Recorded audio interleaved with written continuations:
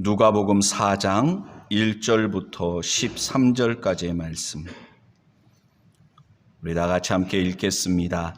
예수께서 성령의 충만함을 입어 요단강에서 돌아오사 광야에서 40일 동안 성령에게 이끌리시며 마귀에게 시험을 받으시더라. 이 모든 날에 아무것도 잡수시지 아니하시니 날수가 다함에 줄이신지라. 마귀가 가로되 내가 만일 하나님의 아들이거든 이 돌들에게 명하여 떡덩이가 되게 하라. 예수께서 대답하시되 기록하기를 사람이 떡으로만 살 것이 아니라 하였느니라. 마귀가 또 예수를 이끌고 올라가서 순식간에 천하 만국을 보이며 가라되 이 모든 권세와 그 영광을 내가 내게 주리라. 이것은 내게 넘겨준 것이므로 나의 원하는 자에게 주노라. 그러므로 내가 만일 내게 절하면 다 내 것이 되리라. 예수께서 대답하여 가라사대 기록하기를 주 너의 하나님께 경배하고 다만 그를 섬기라 하였느니라. 또 이끌고 예루살렘으로 가서 성전 꼭대기에 세우고 가로되 내가 만일 하나님의 아들이거든 여기서 뛰어내리라. 기록하였으되 하나님이 너를 위하여 그 사자들을 명하사 너를 지키게 하시리라 하였고 또한 저희가 손으로 너를 받들어 내 발이 돌에 부딪히지 않게 하시리라 하였느니라. 예수께서 대답하여 가라사대 말씀하기를 주 너의 하나님을 시험치 말라 하였느니라. 마귀가 모든 시험을 다 한 후에 얼마 동안 떠나니라. 아멘. 할렐루야. 하나님께서 이 시간에도 귀한 은혜 주실 줄로 믿습니다. 우리 앞뒤 옆을 보고 인사 나눌 때 참 반갑습니다. 은혜 받읍시다. 인사 나누겠습니다. 예. 오늘 설교 제목은 예수님처럼 시험을 이기는 사람, 예수님처럼 시험을 이기는 사람입니다. 오늘 거룩한 주님의 날 예배 자리로 나온 우리들은 영적 싸움에서 승리한 줄로 믿습니다. 우리 옆에 계신 분들과 다시 한번 인사 나눌 때 예수님처럼 시험을 이기는 사람이 꼭 됩시다. 그렇게 인사 나눴으면 좋겠습니다. 시작.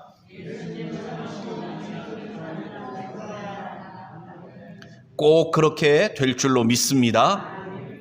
사실 우리의 삶은 하루에도 수십 번 시험의 연속인 것 같습니다. 하루를 살면서도 후회할 때도 많고요. 내가 왜 그랬을까? 내가 괜한 말을 했구나. 내가 또 괜한 짓을 했구나. 나는 왜 이럴까? 그런 생각이 들 때도 많아요. 내가 또 하나님의 영광을 가렸구나. 내가 하나님 말씀대로 살아야 되는데 그런 후회할 때도 많고요. 그렇지만 성도 여러분, 실망하지 마십시오. 그러함에도 불구하고 하나님은 우리를 포기하지 않으십니다.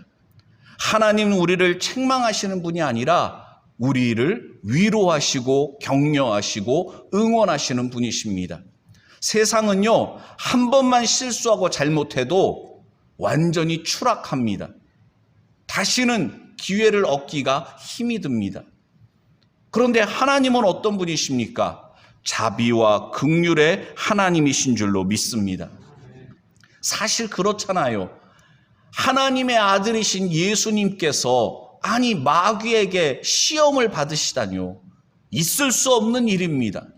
그런데 예수님께서 굳이 40일 금식 기도도 하시고 마귀 같은 놈한테 이런 시험을 받으신 것은 예수님 자신을 위해서가 아니라 우리를 위해서인 줄로 믿습니다. 왜요? 우리에게 본을 보여주신 겁니다. 살다 보면 시험이 많은데 낙심하지 말고 너희들도 이렇게 이겨야 할 것이다. 시험지 유형입니다. 우리가 살다 보면 여러 가지 시험을 당할 때가 많은데 대략 예수님께서 마귀를 통해서 겪으신 세 가지 시험, 이 유형에 거의 대부분 해당하게 됩니다. 어떤 분들은 그럴지도 몰라요. 난 마귀와 싸우기 싫은데, 나는 그냥 평범하게 살고 싶은데 왜 세상은 나를 내버려 두지 않을까? 왜 마귀는 자꾸 나를 시험할까?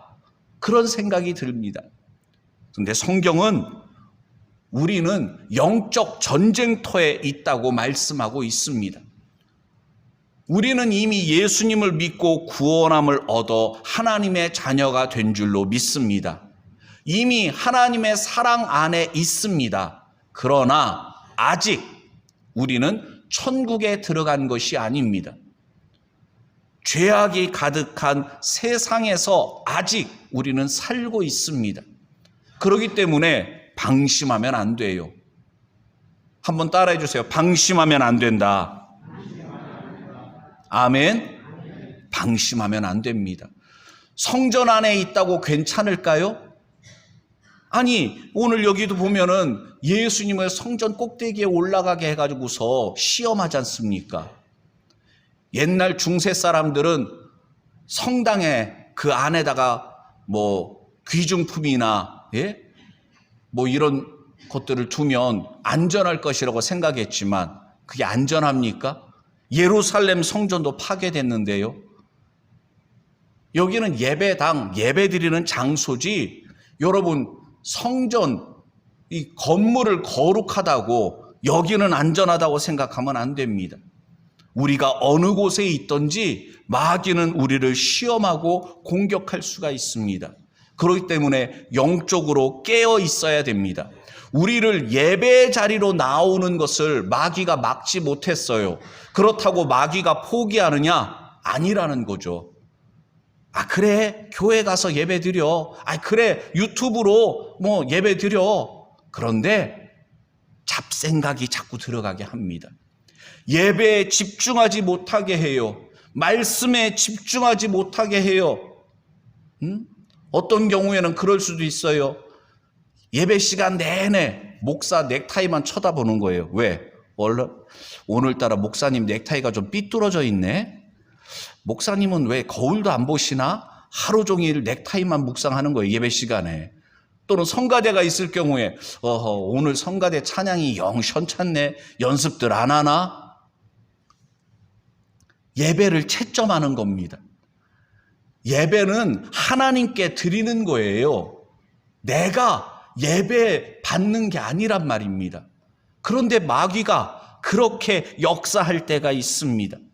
또 우리가 살다 보면 세상 사람들이 우리의 신앙, 우리의 믿음을 조롱하고 비웃을 때가 있습니다. 때로는 가까운 가족을 통해서, 직장 동료를 통해서 예수쟁이라고 고지식하다고, 이런 때 꼭 교회 그렇게까지 매주 가야 되느냐고 별소리를 다 할 수가 있습니다. 근데 성도 여러분, 이상하게 여기시지 마십시오. 디모데후서 3장 12절에 보면 무릇 그리스도 예수 안에서 경건하게 살고자 하는 자는 핍박을 받으리라 말씀하셨습니다. 이상하게 생각하지 마세요.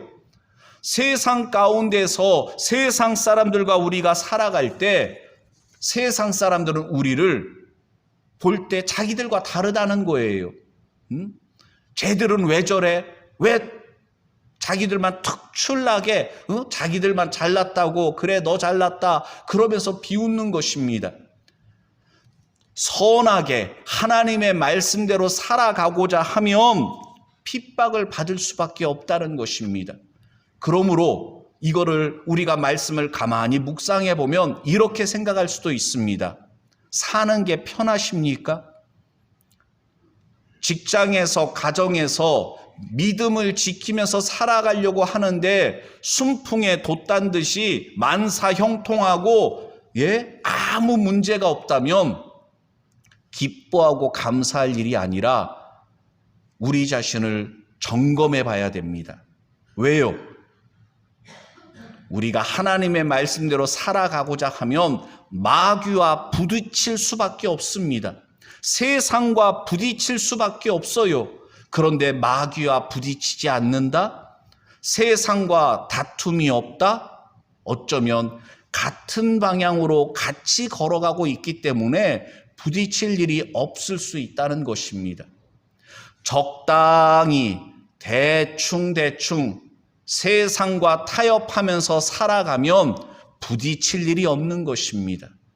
그런데 예수님처럼 하나님의 말씀에 순종하여 믿음의 길을 온전히 걸어가고자 하면 부딪힐 수밖에 없는 것입니다.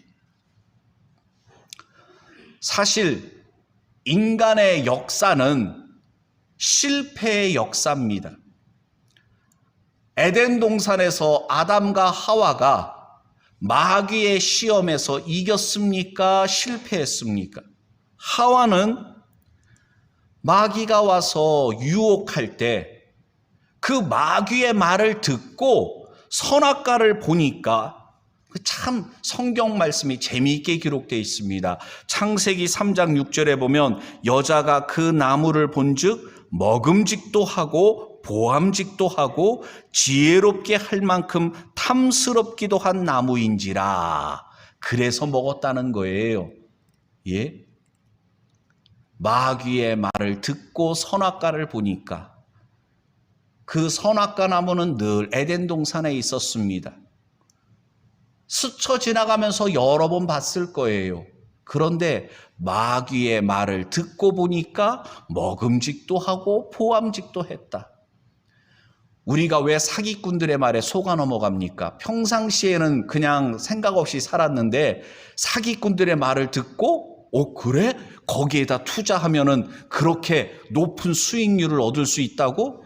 그래서 사기꾼의 말에 넘어가서 그렇지 않아도 경제적으로 어려운데 돈을 끌어다가 투자했다가 그냥 낭패를 보는 일들도 생깁니다.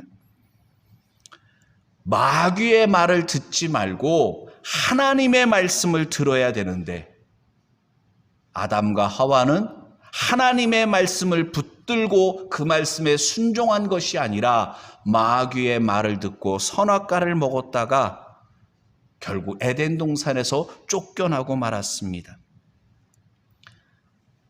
아담과 하와는 실패했습니다. 그런데 예수님은 마귀의 시험에서 승리하신 줄로 믿습니다. 그 비결이 무엇입니까? 하나님의 말씀을 붙들고 하나님의 말씀으로 마귀를 대적하셨기 때문입니다. 첫 번째 시험이 무엇이었습니까? 3절 말씀에 나오죠. 누가복음 4장 3절에 보면 마귀가 가로되 내가 만일 하나님의 아들이거든 이 돌들에게 명하여 떡덩이가 되게 해라. 40일 금식 기도하신 예수님 얼마나 배가 고프셨겠습니까? 그런 예수님께 돌을 떡덩이가 돼서 먹어라. 너 할 수 있잖아. 너 하나님의 아들이잖아. 그렇게 유혹을 했습니다.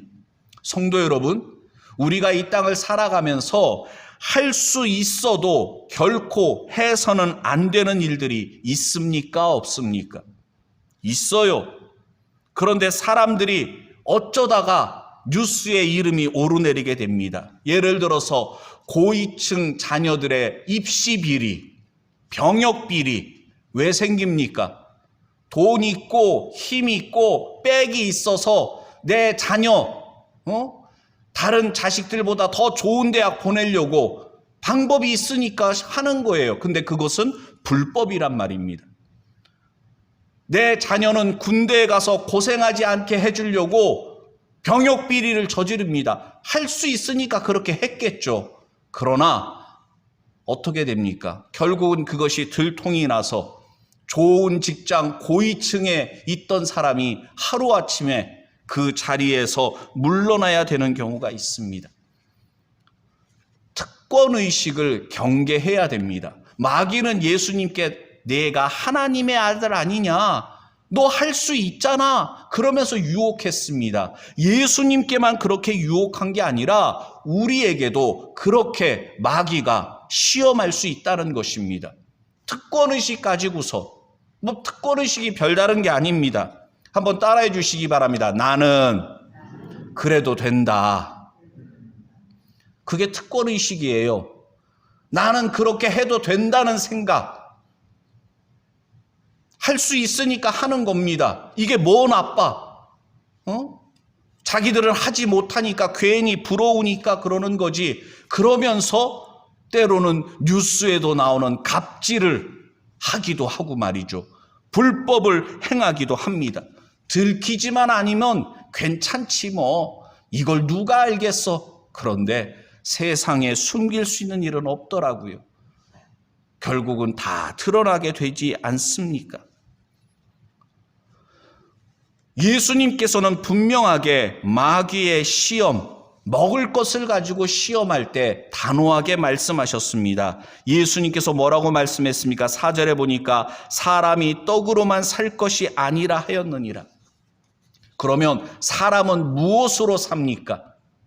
하나님의 말씀으로 산다. 바꿔 얘기하면 사람은 자기 힘으로 살아가는 것이 아니라 하나님의 은혜로 말미암아 살아가는 존재라는 것입니다. 내 힘을 의지하고 내가 할 수 있다고 막무가내로 그냥 일을 저지르는 것, 그것이 결국 자기를 망치고 자기 자녀를 위해서 했는데 자기 자녀를 망치는 일이 돼버리는 경우가 얼마나 많습니까? 이런 시험에 우리가 져서는 안 되는 것입니다. 또한 두 번째 시험은 5절부터 7절까지의 말씀에 나와 있습니다. 5절부터 7절까지 다시 함께 읽어보겠습니다. 마귀가 또 예수를 이끌고 올라가서 순식간에 천하만국을 보이며 가로되 이 모든 권세와 그 영광을 내가 네게 주리라. 이것은 네게 넘겨준 것이므로 나의 원하는 자에게 주노라. 그러므로 네가 만일 내게 절하면 다 내 것이 되리라. 마귀의 이 두 번째 시험, 이게 뭐냐면 말이죠. 거짓말이거든요.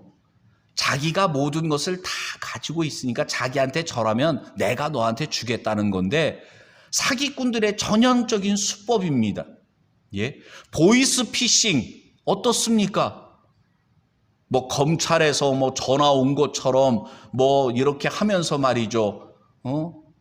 돈을 갖다가 누구한테 줘야 된다. 어디에다가 뭐 해야 된다. 뭐 그래가지고서 시골 어르신들 보이스피싱한테 사기당하는 경우 종종 뉴스에 나오잖아요. 그런데 가만 보면 뭐 판사들도 보이스피싱에 사기를 당하고 그런 경우들도 있더라고요. 우리가 속으면 안 되거든요. 마귀는 예수님도 속이려고 그랬습니다. 그런데 여기 마귀가 예수님께 한 얘기를 가만히 보면은요, 예수님께 천하만국을 보여줍니다. 예? 화려한 로마의 뭐 웅장한 그 당시에도 사람들의 생활을 이렇게 고고학자들이 발굴한 걸 보면 놀랍습니다. 그 당시에도 그 사람들의 생활하는 그 뭐 화려함이 이루 말할 수가 없습니다. 그런데 그런 것을 다 보여주면서 이 모든 권세, 영광 나한테 절하기만 하면 주겠다는 것입니다. 이걸 이렇게 생각해 볼 수가 있습니다. 굳이 고난의 길, 십자가의 길 갈 필요 있어? 나한테 절 한 번만 하면 내가 다 줄게. 여러분, 우리가 살다 보면 이런 유혹 우리도 받을 수가 있습니다. 과정은 무시해도 돼. 꼭 그렇게 갈 필요 있어? 이렇게 좋은 길이 있는데 편법이 있다고 유혹하는 것입니다. 성공주의 신드롬, 성공하기면 되지 않냐? 과정을 무시하려고 그럽니다. 십자가 없는 성공을 이야기합니다. 쉬운 길을 놔두고 왜 어려운 길을 그렇게 가려고 하냐? 우리 흔히 그런 말이 있잖아요. 사서 고생하지 마. 여러분, 어쩌면 그것이 마귀의 속삭임일 수도 있다는 것입니다. 예수님께서는 온 인류를 구원하기 위하여 십자가에서 고난당하기 위해 이 땅에 오신 것입니다. 그런데 마귀는 그 길을 가지 말라는 것입니다. 왜 사서 고생하느냐는 겁니다.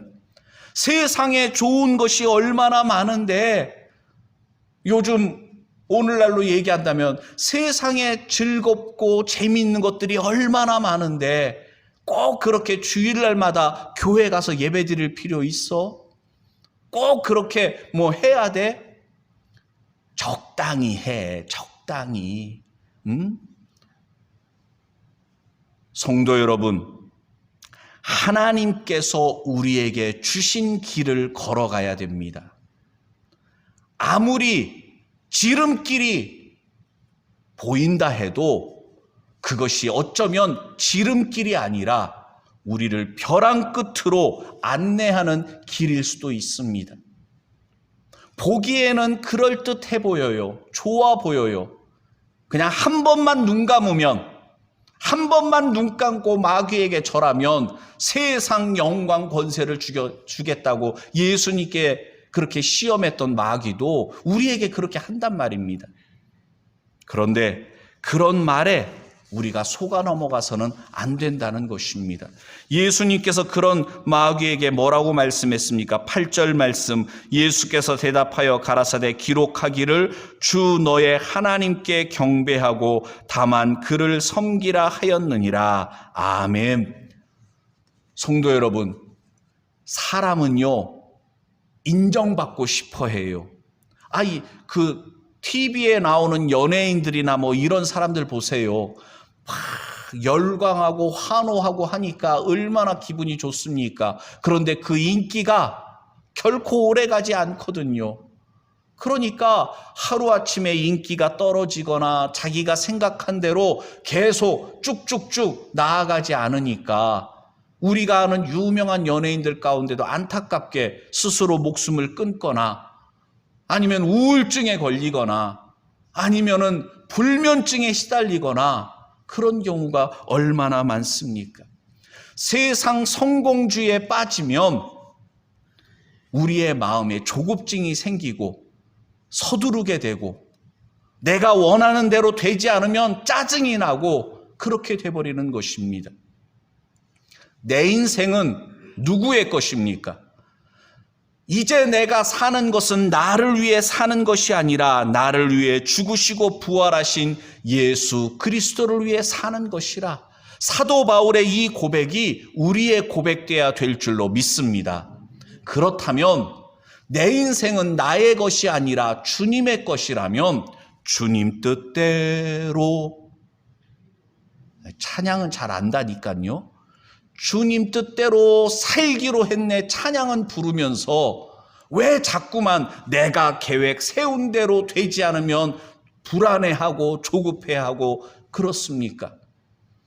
내 인생 주님의 것이라면, 주님 뜻대로 산다면 결과도 주님께 맡기시기를 바랍니다.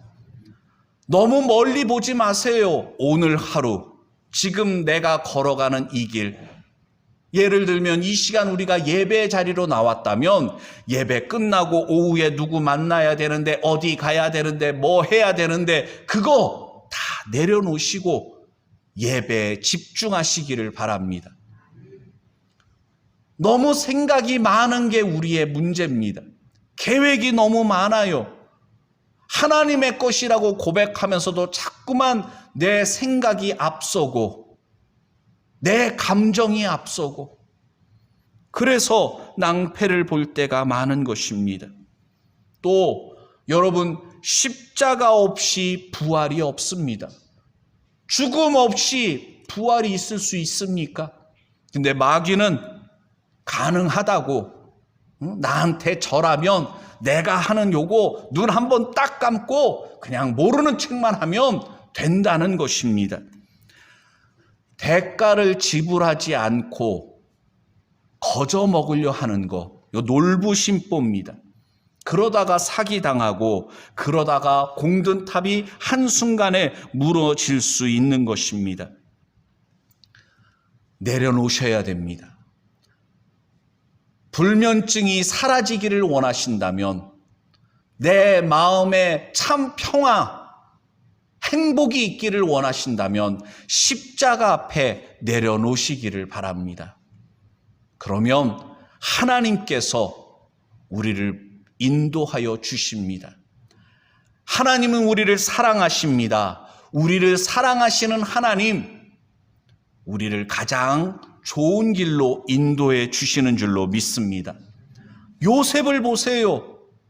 요셉은 형들에 의해서 애굽의 노예로 팔려갔습니다. 노예로 팔려간 그 집에서 충성을 다했건만 주인 아내의 유혹을 뿌리쳤더니 오히려 억울한 누명을 쓰고 감옥에 갇혔습니다. 그런데 성경은 요셉이 형통하였더라라고 말씀합니다. 어떻게 그런 일을 겪은 요셉이 형통했다고 할 수 있겠습니까? 인간적인 눈으로 봤을 땐 억울한 일을 당했습니다. 인생이 정말 꼬이고 꼬인 인생이라고 할 수 있습니다. 그런데 하나님께서 하나님의 계획하심 가운데 요셉의 그 걸어가는 길을 인도하셨다는 것입니다. 그 감옥 안에서 술 맡은 관원장, 떡 맡은 관원장을 만나게 하시고, 그리고 나중에는 바로 왕의 앞에 가서 꿈을 해몽하게 하시고, 여러분 한번 생각해 보세요. 족장의 아들, 그것도 막내 아닙니까? 거의 막내죠. 그런 요셉이 애굽의 총리가 되어서 어떻게 그 나라를 경영할 수 있었겠습니까? 하나님께서 훈련시키시고 연단시켰기 때문에 애굽의 총리가 되었을 때에 총리로서의 역할을 잘 감당할 수 있었던 것입니다. 어쩌면 우리는 하나님께 이런 질문을 할 수 있습니다. 하나님, 제가 언제까지 여기서 이렇게 고생해야 됩니까? 내가 왜 이런 별거 아닌 하찮은 일로 내가 이렇게 애를 쓰고 저 여기서 이렇게 썩을 사람이 아닌데 하나님, 제가 언제까지 여기서 이렇게 살아야 됩니까? 이런 일 하면서 제가 세월을 낭비해야 됩니까? 답답할 수 있습니다. 그런데 하나님은 실수하는 분이 아니십니다. 하나님의 때가 되면, 우리의 훈련과 연단의 시간이 끝나면 요셉을 높이 들어서 애굽의 총리가 되게 하신 하나님, 우리도 하나님의 때가 되면 하나님께서 우리를 사용하십니다. 하나님의 도구로 사용하십니다. 조급해하거나 서두르지 마십시오. 살아계신 하나님께서 우리를 위한 놀라운 계획을 가지고 계십니다. 마지막 세 번째 시험이 무엇입니까? 여기 말씀을 보면은 마귀가 세 번째 예수님께 시험을 하는 것이 나와 있습니다. 또 이끌고 예루살렘으로 가서 성전 꼭대기에 세우고 가로되 내가 만일 하나님의 아들이거든 여기서 뛰어내리라. 기록하였으되 하나님이 너를 위하여 그 사자들을 명하사 너를 지키게 하시리라 하였고, 또한 저희가 손으로 너를 받들어 내 발이 돌에 부딪히지 않게 하시리라 하였느니라. 마귀도요, 하나님의 말씀을 인용해서 이렇게 예수님을 시험했습니다. 참 고단수죠. 우리가 왜 사기꾼에게 넘어가느냐? 100% 거짓말을 하면 안 속죠. 그런데 거기에다가 적당히 진실과 거짓을 섞어가지고서 사기꾼들이 사기치는 거거든요. 마귀도 마찬가지입니다. 하나님의 말씀을 인용해서 하는데, 마귀가 한 말은 시편 91편 말씀에 나오는 말씀입니다. 시편 91편 11절에 보면 한번 따라해 주시기 바랍니다. 내 모든 길에 너를 지키게 하심이라. 아멘. 이 말씀을 인용해서 성전 꼭대기에서 뛰어내려. 그럼 천사가 너를 보호할 거야. 성경에 그렇게 말씀했잖아. 그러는 겁니다. 근데 이게 왜 문제입니까? 하나님의 말씀을 인용하는데 마귀는 온전하게 인용하지 않았다는 것입니다. 내 모든 길에 요것을 생략합니다. 말씀의 본래 의미는 하나님께서는 의로운 자를 그 모든 의로운 길에서 보호하시겠다는 약속입니다. 그러니까 이 말씀에는 전제가 있어요. 무조건 다 보호해 주신다는 것이 아니라 하나님께서 제시하신, 하나님께서 명하신 바른 길, 의로운 길, 하나님의 말씀에 순종하여 걸어갈 때 하나님께서 보호해 주신다는 것입니다. 그런데 마귀는 그 조건을 생략해 버린 것입니다. 어떤 경우에라도 하나님께서 보호해 주실 거라는 식으로 하나님의 말씀을 교묘히 마귀는 왜곡시켜서 예수님을 시험했던 것입니다. 그러고 보면 마귀의 이런 방법은 처음 쓴 게 아닙니다. 에덴 동산에서도 마귀는 아담과 하와를 선악과를 따먹게 할 때도 이런 식으로 했어요. 하나님께서 에덴 동산에 있는 모든 선악과 다 먹지 말라고 하셨냐? 막 이러면서 하나님의 말씀을 교묘하게 비틉니다. 또 하나님은 정령 죽으리라라고 분명하게 말씀하셨건만 하와는 어떻습니까? 먹으면 죽을까 하노라, 뭐 그렇게 말씀하셨다고 그렇게 합니다. 하나님의 말씀을 온전히 전하는 것이 아니라 약간씩 변형을 시키는 것입니다. 오늘날 신천지라든가 하나님의 교회라든가 여러 이단들, 성도들을 미혹할 때도 똑같은 방법을 씁니다. 그들은 성경을 가지고서 성도들을 미혹합니다. 여기 성경에 봐라, 이렇게 있지 않냐? 그러면서 그러네? 왜 우리 교회 목사님은 이런 말씀을 안 해주셨을까? 이상하다, 처음 듣는 얘기인데 그게 넘어가는 겁니다. 짜집기를 해요. 그것이 이단들의 특기입니다. 그것은 마귀의 전매 특허입니다. 거기에 속아 넘어가서는 결코 안 됩니다. 그런데 그런 말에 예수님께서는 12절에 보니까 예수께서 대답하여 가라사대 말씀하기를 주 너의 하나님을 시험치 말라 하였느니라.